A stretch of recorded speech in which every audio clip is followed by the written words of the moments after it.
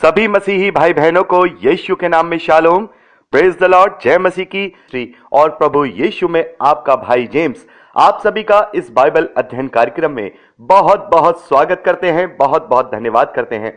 आशा है आप आनंदित होंगे और प्रभु के वचन में बढ़ रहे होंगे। और आज हम मरकुस का सुसमाचार उसके भाग 3 के रूप में अध्ययन करेंगे। एक छोटी सी प्रार्थना के साथ अपने अध्ययन को हम शुरू करेंगे। हालेलुया। धन्यवाद करते हैं महान पिता परमेश्वर, तेरी अद्भुत रीति वाले प्रेम, तेरे अनुग्रह, तेरी तमाम आशीषों के लिए पिता परमेश्वर हम आपका हृदय से धन्यवाद करते हैं।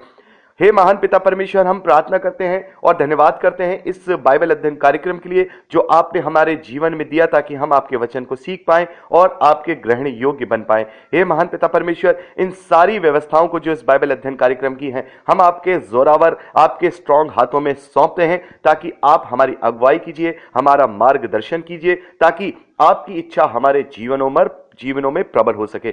सब कुछ आपके जोरावर हाथों में सौंपकर इस प्रार्थना विनती निवेदन को अपने उद्धारकर्ता प्रभु यीशु के सामर्थी और मीठे नाम में मांगते हैं। सुनिए और कबूल कीजिए, आमीन। तो हमने पिछले भाग के अंदर जो है ज्यादातर हमने 8वें अध्याय तक इसका अध्ययन कर लिया था और हमने देखा था कि 8वें अध्याय में भी ज्यादातर चीजें जो है मत्ती के सुसमाचार में पाई जाती हैं। केवल एक ही जो फर्क था हमने बताया था आपको 11वें, 12वें और 13वें वचन में कि यहाँ पर जो लिखा है कि 12वें वचन में कि उसने अपनी आत्मा में आह भर के कहा, इस समय के लोग क्यों चिन्ह ढूंढते हैं? मैं तुमसे सच कहता हूं कि इस समय के लोगों को कोई चिन्ह नहीं दिया जाएगा।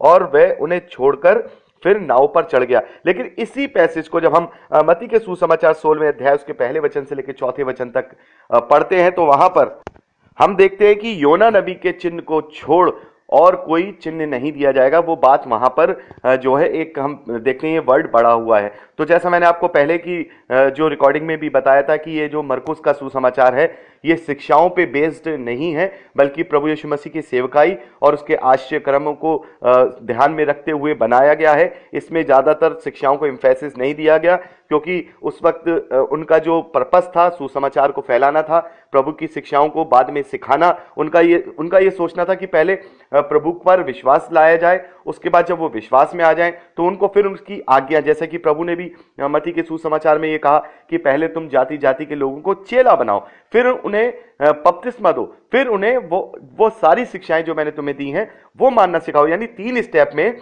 प्रभु यीशु मसीह ने अपने चेलों को शिक्षा दी कि पहले तो उन्हें विश्वास में लाओ, फिर उन्हें बपतिस्मा दो, फिर उन्हें वो शिक्षा सिखाओ।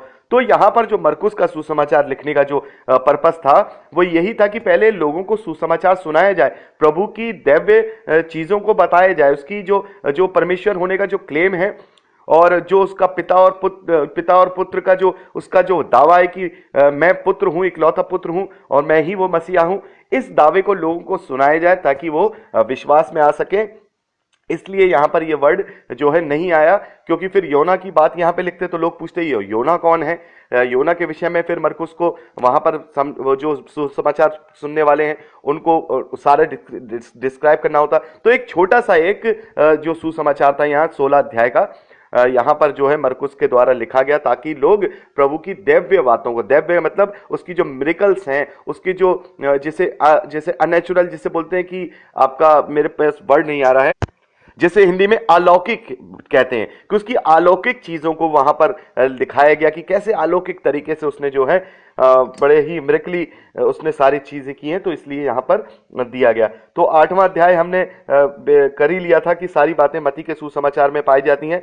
लेकिन एक भाई ने मुझे एक सजेशन दिया था कि मैं आपको बताता जाऊं कि ये चीज मत्ती के सुसमाचार में कहां पाई जाती है। तो आप लोग इसको पॉज कर सकते हैं और पॉज करके कॉपी पेन ले सकते हैं। जिनके बाइबल्स में रेफरेंस नहीं है उनको कोई जरूरत नहीं है ये लिखने की, क्योंकि उनके बाइबल में ये रेफरेंस, जो नई बाइबल आई है हिंदी की, उसमें ये रेफरेंस दिए गए हैं, क्योंकि हेडिंग्स भी दी गई हैं, तो उनको कोई जरूरत नहीं है। लेकिन जिनकी बाइबल में नहीं है वो चाहें तो लिख सकते हैं, क्योंकि अब मैं आगे से सब रेफरेंस आपको बताऊंगा और आप उसको साथ के साथ उन रेफरेंसेस को जो कि मत्ती के सुसमाचार में ये चीज कहां पर है वो आपको पता चल जाएगी। तो अब हम आगे बढ़ते हैं, 9वें अध्याय से हम आगे बढ़ते हैं। यहां पर जो पहले वचन से हम पढ़ते हैं तो वहां पर लिखा है, उसने उनसे कहा, मैं तुमसे सच कहता हूं कि जो यहाँ खड़े हैं उनमें से कोई ऐसे हैं जब तक परमेश्वर के राज्य को सामर्थ्य सहित आता हुआ नहीं देख लें, तब तक मृत्यु का स्वाद कभी ना चखेंगे। ये देखिए यहाँ पे छोटी सी एक छोटा सा पैसेज यहाँ पर दिया है, केवल एक वचन यहाँ पर दिया है, लेकिन आपने इसको मती के जब सुसमाचार में पढ़ा था तो कैसा उसने वहां पर पूरा इस चीज को डिस्क्राइब किया था, सारी चीजें वहां हुई थी। और इस बात को हम मती के सुसमाचार 16वें अध्याय उसके 24वें वचन से लेकर के इसको 28वें वचन तक पढ़ सकते हैं। तो देखिए यहाँ पर केवल एक ही वचन में यहाँ पर बता दिया गया, लेकिन वहां पर देखिए करीब 4 वचन में इसको पूरा लंबा डिस्क्राइब किया है कि प्रभु ने कहा कि यदि कोई मेरे पीछे आना चाहता है तो अपने आप का इनकार करे, अपना क्रूस उठाए, मेरे पीछे हो ले, और जो कोई अपना प्राण बचाना चाहे वो खोएगा, और जो खोएगा वो पाएगा। ये सारी चीजें वहां पे प्रभु ने मतलब मती ने सारी चीजें वहां कोट की, लेकिन यहाँ पर एक ही बात को यहाँ पे एक ही वचन में मरकुस ने कोट किया है। तो इसको आप इस लाइन को आप मती के सुसमाचार 16वें अध्याय 24वें वचन से लेकर के 29वें वचन तक देख सकते हैं। माफ कीजिए, शायद 27 वचन है, हाँ 28वें वचन तक देख सकते हैं। तो आप अब हम आगे बढ़ते हैं दूसरे वचन से लेकर के 13वें वचन तक। तो यहां पर प्रभु यीशु के रूपांतरण के विषय में लिखा है।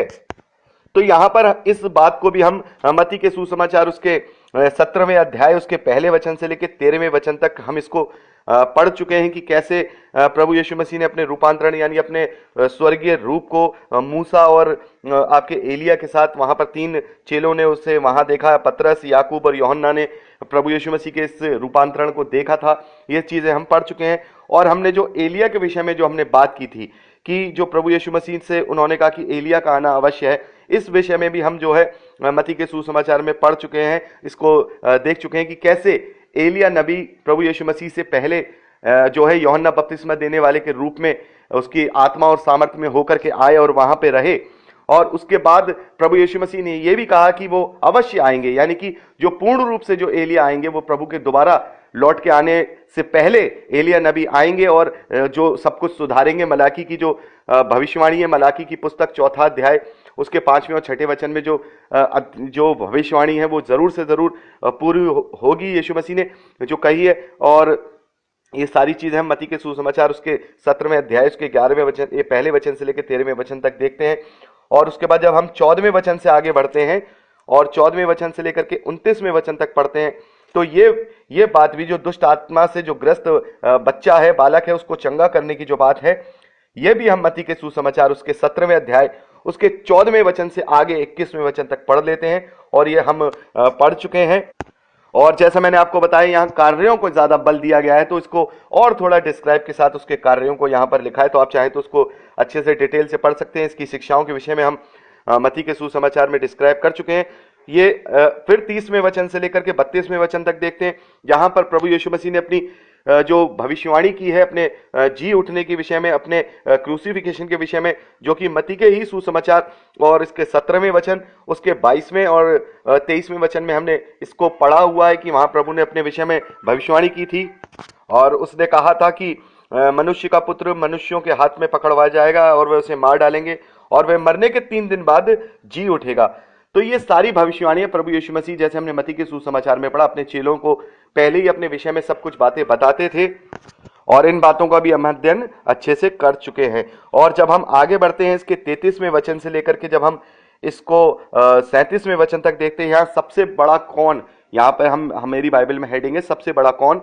तो यहाँ पर जो आपस में जो वाद विवाद करते हैं, जो प्रभु के जो चेले होते हैं उनको कि आपस में कौन बड़ा है इस विषय में, तो फिर वो एक उनके बीच में एक बालक को जो है खड़ा करते हैं और बालक को खड़ा करके जो सारी बातें वहां बताते हैं कि जो कोई इस ऐसे बालक को जो है ग्रहण करता है वो मुझे ग्रहण करता है और अपने आप को इन बालकों के समान बनाओ।